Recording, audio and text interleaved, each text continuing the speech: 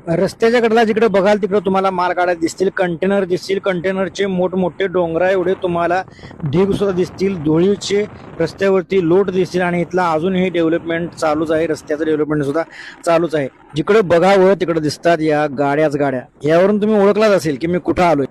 या गाड्या जर चालल्या तरच आपल्याला इकडला माल तिकडं, तिकडला माल इकडे जातो त्या कंटेनर मधला आणि मगच सगळी वाहतूक आणि सगळे जे काही मटेरियल असेल त्याची दळणवळण या सगळ्या गाड्या करतात. आणि या गाड्या चालण्यामागं सगळ्यात मोठं योगदान आहे ते म्हणजे ड्रायव्हरांचं.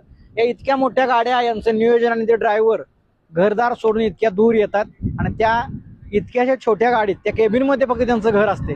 तेच ह्या ड्रायव्हरांचा प्रवास नेमका कसा असतो, त्या एवढ्या छोट्याशा गाडीत ते कसे राहतात हे संपूर्ण आपण या व्हिडिओच्या माध्यमातून आणि आपल्या चॅनलच्या माध्यमातून इथून पुढे 8 ते 20 दिवसाचा प्रवास आपण ड्रायव्हर सोबत करणार आहोत. त्यामुळे कोणी ड्रायव्हर असेल तर कमेंटमध्ये नक्कीच सांगा. मी आलोय नावाशिवामध्ये. यांचा संपूर्ण ड्रायव्हरांचा प्रवास आपण स्वतःहून त्या गाडीमध्ये राहून त्यांच्यासोबत आपण पाहणार आहोत.